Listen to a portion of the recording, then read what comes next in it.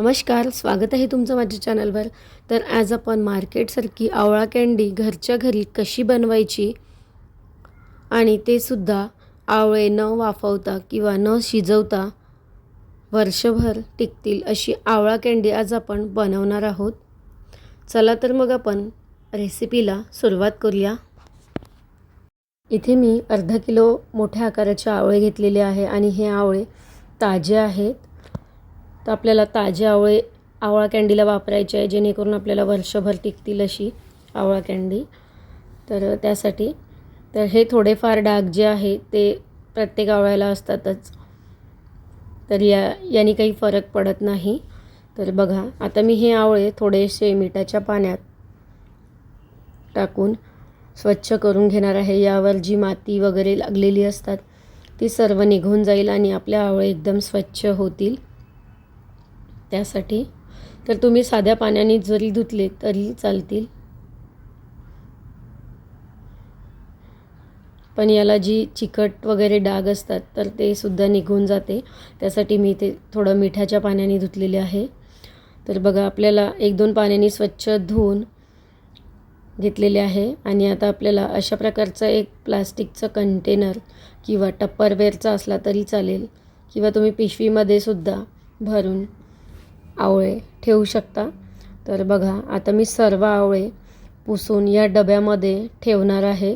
तर आपल्याला आवळे वाफवायचे नाही, तर आपल्याला 1 ते 2 दिवसासाठी फ्रीजरला ठेवायचे आहे, जेणेकरून आपले आवळे त्याच्या ज्या फोळी आहे त्या सेपरेट होतील त्यासाठी. तर बघा, इथे मी सर्व आवळे पुसून व्यवस्थित ठेवलेले आहे. आता आपल्याला डबा बंद करायचा आहे आणि आता 2 दिवसासाठी किंवा तुम्ही 1 ते 1.5 दिवस हा डीप फ्रीजरला ठेवू शकता. तर बघा, इथे मी फ्रीजरला ठेवलेला आहे. आता दुसऱ्या दिवशी हा डबा आपल्याला काढायचा आहे. तर बघा, दुसऱ्या दिवशी मी हा डबा उघडलेला आहे आणि आता आपले जे आवळे आहे ते एकदम दगडासारखे झालेले आहे. तर बघू शकता, एकदम टणक झालेले आहे. तर याला आपल्याला 4 ते 5 तास रूम टेम्परेचरला येऊ द्यायचं आहे. त्यानंतरच आपल्याला पुढची प्रोसेस करायची आहे. तर बघू शकता, अशा हाताने दबतसुद्धा नाही, इतके कडक आहे. तर बघा, 4 ते 5 तासानंतर हे आवळे नरम झालेले आहे, पण यातल्या ज्या पाकळ्या आहेत त्या वेगळ्या झालेल्या नाही, कारण मी लगेच 1 दिवसातच त्याला बाहेर काढले होते फ्रीजरमधून. तुम्ही हवे तर जास्तसुद्धा ठेवू शकता. अशा प्रकारे चाकूने मी मार्क करून घेते आणि व्यवस्थित पाकळ्या वेगळ्या करून घेणार आहे. तर नॉर्मल टेम्परेचरला आल्यावर या आवळ्यामध्ये पाणी असतं बर्फाचं. तर बघा, मी इथे सर्व पाकळ्या अशा प्रकारे सेपरेट करून घेणार आहे, कारण मी एकच दिवस ठेवल्यामुळे या पाकळ्या थोड्या निघायला वेळ लागत आहे. तर यामध्ये जे थोडं पाणी असतं ते आपल्याला स्वच्छ कपड्याने पुसून कोरडे करून घ्यायचं आहे.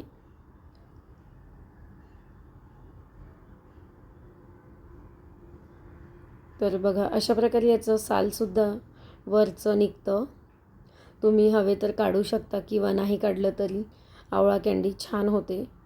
तर बघा, इथे मी सर्व पाकळ्या व्यवस्थित काढून घेतलेल्या आहे आणि जे यातलं जे बर्फाचं पाणी आहे आवळ्याला जे सुटतं ते सुद्धा आपल्याला व्यवस्थित पुसून घ्यायचे आहे आणि आवळे कोरडे करायचे आहे. अशा प्रकारे आवळा कँडी केली तर ती आवळा कँडी वर्षभर छान टिकते आणि तेवढीच मऊसूत आवळा कँडी मार्केटसारखी तयार होते आणि खूप सोपी पद्धत आहे. तर बघा, आता मी आवळ्याच्या सर्व फोळी व्यवस्थित पुसून घ्यायच्या आहे, अजिबात पाणी राहता कामा नये. तर बघा, इथे एखादा डबा किंवा कोणतंही प्लास्टिकचं कंटेनर तुम्ही घेऊ शकता. मी इथे काचेचे घेतलेलं आहे. अर्धा किलो आवळ्यासाठी 1/2 किलोच्या थोडी जास्त आपल्याला साखर घ्यायची आहे. तर बघा, मी ते अर्धा किलो आवळे घेतलेले होते. त्यामध्ये मी पाव किलोच्या थोडी जास्त साखर वापरलेली आहे. आपल्याला हे साखर टाकून व्यवस्थित मिक्स करून घ्यायचं आहे. साखर टाकल्यानंतर आपल्याला 2 ते 3 दिवस ती साखर व्यवस्थित विरघळू द्यायची आहे आणि तो डबा तसाच ठेवायचा आहे. तर बघा, मी दुसऱ्या दिवशी हा डबा उघडून दाखवते आहे. तर बघा, यामधली साखर जी आहे बऱ्यापैकी विरघळलेली आहे आणि थोडीफार जी राहिलेली आहे ती तळाशी आहे. तर आपल्याला चमच्याने व्यवस्थित मिक्स करून घ्यायचं आहे आणि आणखी 1 ते 2 दिवस व्यवस्थित मुरायला ठेवायचं आहे. तुम्ही साखर तुमच्या आवडीप्रमाणे कमी जास्त घालू शकता. यामध्ये आता मी मीठ घालणार आहे. तर इथे सेंधं मीठ घालणार आहे. साधं मीठ टाकलं तरी चालतं. 1 चमचाभर आपल्याला मीठ यामध्ये टाकायचं आहे. तर तुम्ही ज्या दिवशी आपण साखर टाकली त्याच दिवशी मीठ टाकलं तरी चालतं, पण मला आठवण राहिली नाही त्यामुळे मी दुसऱ्या दिवशी इथे मीठ टाकलेलं आहे आणि व्यवस्थित मिक्स करून घ्यायचं आहे.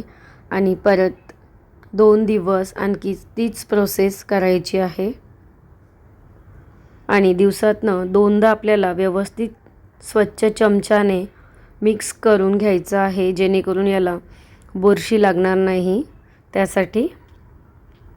परत आणखी 1 ते 2 दिवस आपल्याला असंच झाकण लावून ठेवायचं आहे आणि दुसऱ्याच दिवशीसुद्धा दिवसातनं 2दा आपल्याला चमच्याने व्यवस्थित खालीवर करून घ्यायचं आहे.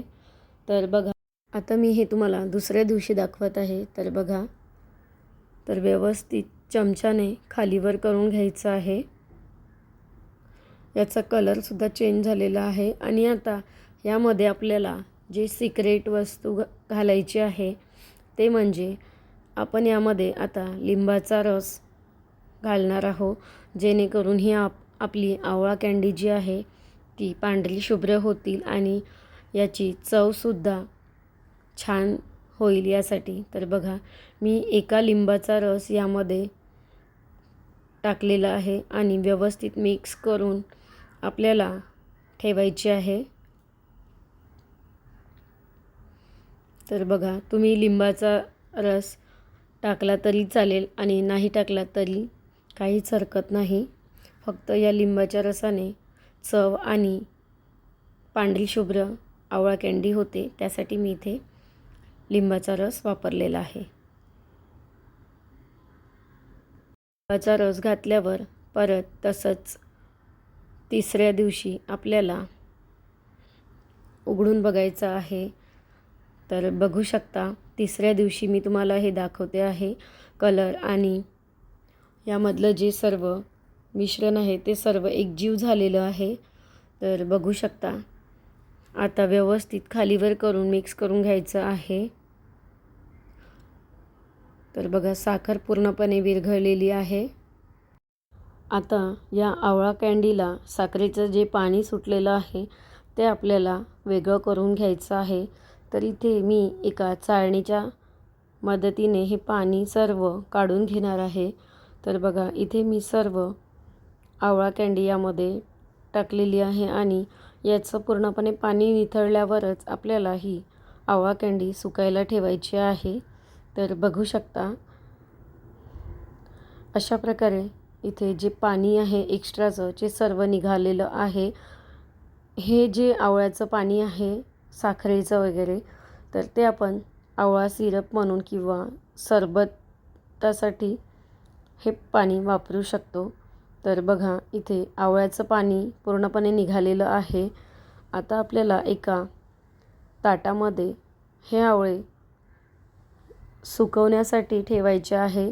तुमच्याकडे जर ऊन येत असेल तर तुम्ही उन्हामध्ये 2 ते 3 दिवस व्यवस्थित सुकायला ठेवू शकता किंवा ऊन नसेल येत तर तुम्ही फॅनच्या खाली 2 ते 3 दिवस व्यवस्थित सुकवून घ्यायचे आहे.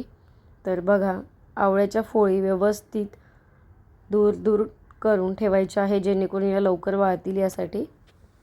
पण या आवळा कँडीमध्ये जरासुद्धा पाण्याचा अंश वापरलेला नाही किंवा ही आवळा कँडी वाफवलेली सुद्धा नाही, तर ही 2 ते 3 दिवसात चांगली सुकली जाते.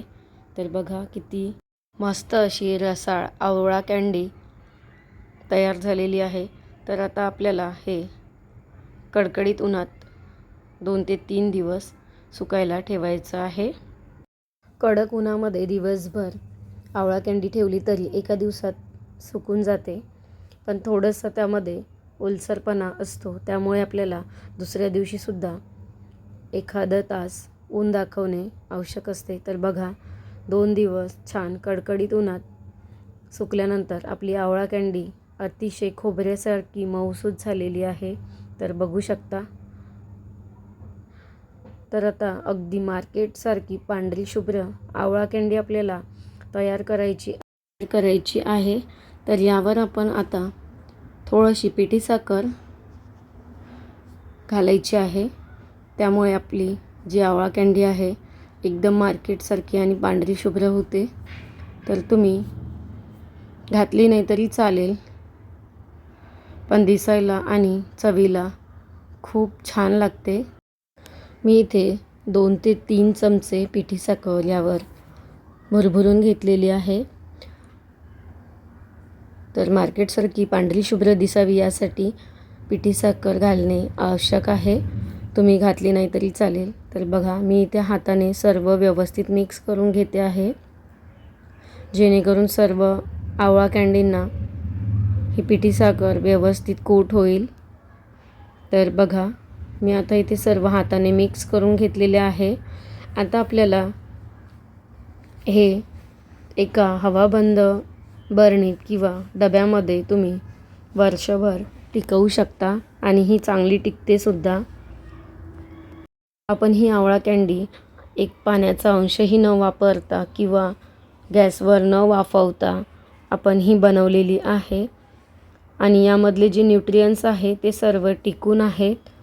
तर ही आवळा कँडी बनवण्याची पद्धत तुम्हाला कशी वाटली ते मला नक्की कळवा आणि अशाच नवनवीन रेसिपी बरोबर आणि टिप्स अँड ट्रिक्स बरोबर भेटूया. धन्यवाद.